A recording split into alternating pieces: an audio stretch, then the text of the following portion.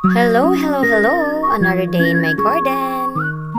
Ngayong araw na ito ay magtatagalog tayo. Magtagalog ko, kay feeling nako, daghan nagnaminaw nga mga Tagalog nako. So, magtagalog tagamay.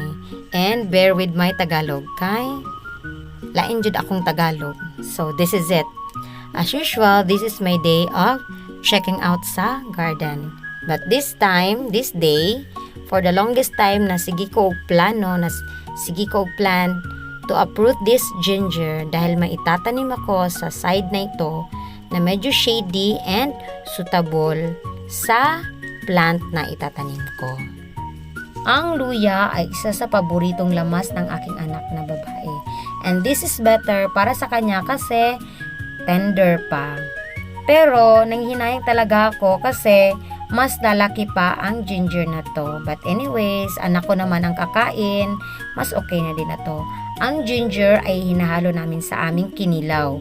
Yung isda, fresh na isda, nilalagyan namin ng lamas, nilalagyan namin ng luya at suka at asin.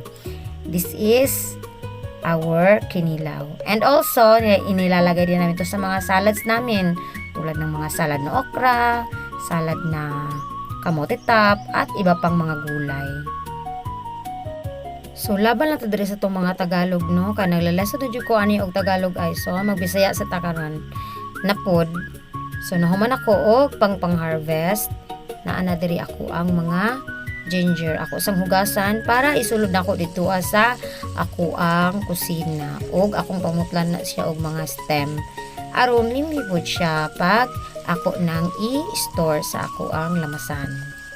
Nagplano sad ko nga magtuon ko himo og pickles ani kay aron mapulong pod iyang shelf life.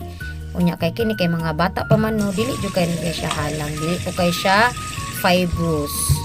So gwapa gyud kaayo ang ako ang mga ampalaya. Nakakuha po day ko og isa ka ampalaya kay sagulan ko ni og itlog karon. Ug mao ni tanan, salamat sa pagpaminaw.